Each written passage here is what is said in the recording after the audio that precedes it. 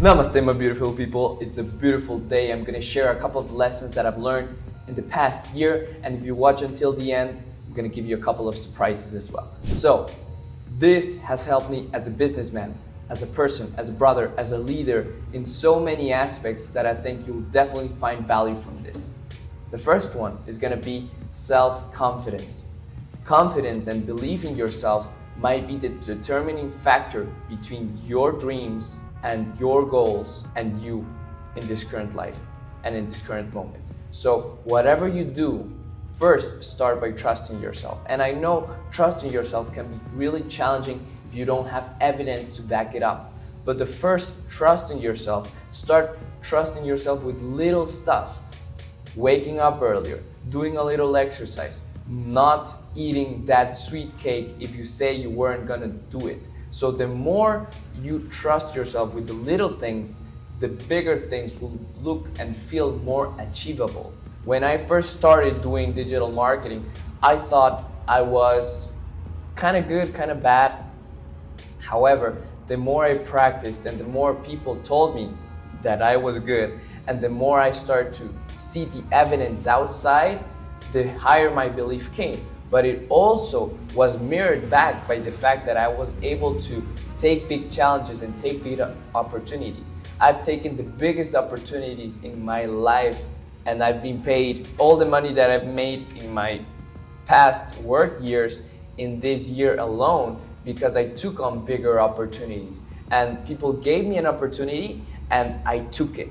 It's not about being afraid or doubting yourself, because the more you doubt yourself, the more people will doubt in yourself. And it says in this metaphor, when you see a dog and you're scared of the dog will feel that you are scared and he will try to attack you. So it's about trusting yourself in a way that's kind of even unconventional, kind of even crazy.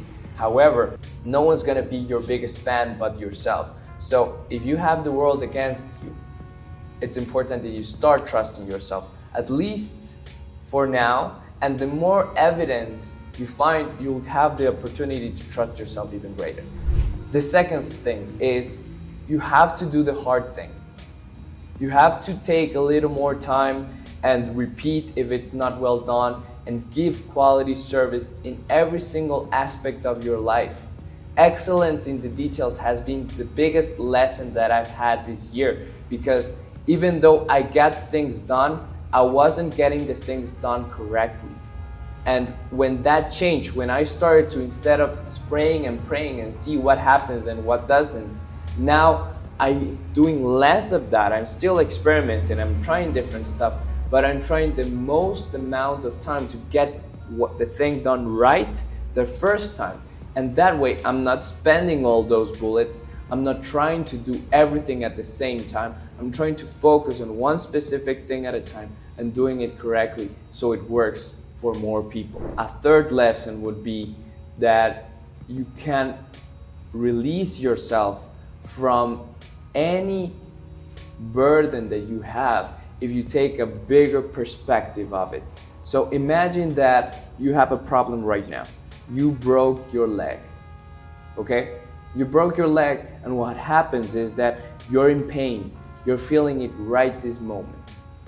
2 years from now, you might remember the leg, you might remember the pain, but you won't be in that specific situation.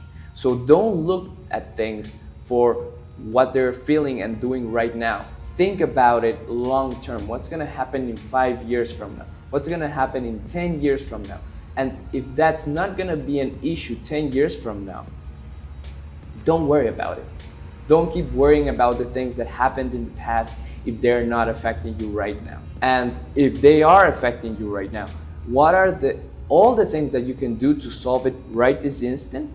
And if there's not something that you can do in this instant to solve it or to lower it, don't worry about it either, because it's taking your energy from the present moment, your creative energy. And that thing is so valuable because everyone's trying to get that energy and that attention from you. And that leads me to the next lesson, which is keep your energy centered. Keep your energy not trying to give it away so freely. I've experienced this in just recently. The more that I start giving away for free or trying to please other people with money or with food or with trips or with payments, I saw the energy being drained from me and without reciprocation. So be super mindful for this next year with who you spend your time with. Be super mindful where do you go and who do you tell your dreams to, because many people might not have the capacity to hold those big dreams. So be mindful of your energy with the people and with the places that you're going. Another important lesson is that you can really make anything that you want if you have the right team. So I just recently this year started managing my own team, and I believe sometimes that I am serving them instead of them serving me, because as a leader you have to set the example, you have to make sure they know what to do and what to expect, and you have to be proactive when it comes to their decisions, because their livelihood in a way is depending on you. So be mindful of that and be courageous enough to take chances and lead by the example, because every time you don't show up, it's gonna repercute immediately. If you don't wake up at the time that you say, if you don't join at the meeting that you say you're gonna be at, if you don't finish the project, why should they do it?